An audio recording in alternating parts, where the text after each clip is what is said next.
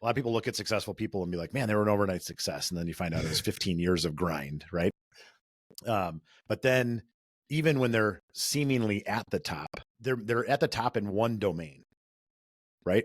It's more often than not when somebody's at the pinnacle of one domain, they might be literally crashing in another. And so just curious about, from a mindset perspective, you talk about your ego death and kind of your transformation and things like that. When did that kind of start to come up that, you can be a success over here, but if you're a failure over here, then what really is success anymore? Oh, that's a great question. And it's, I was really just going through those cycles of like, okay, I accomplished the thing, but I'm also still unhappy. And that's, it's just a balance, you go into like the yin and yang and, all the spiritual stuff that as business people, I pushed off for my whole life. But now I realize I'm like, no, it's always a balance. And if you're, sacrificing or if you're pushing in one area, you're probably letting another area go. And can you make it all balanced?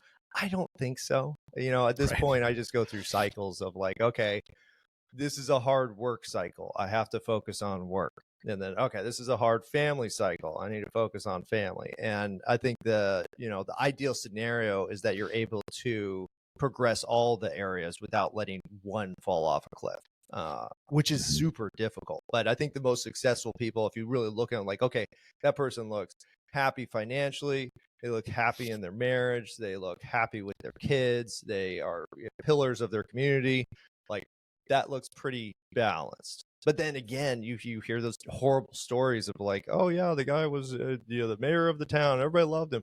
Turns out he had this in his basement, and you're like, oh my gosh, that's a bad way to balance all that other stuff. Well, it's interesting because I talk a lot about, I hate the word work-life balance because there's no one that's ever said work-life balance and wanted to work less or wanted to work more.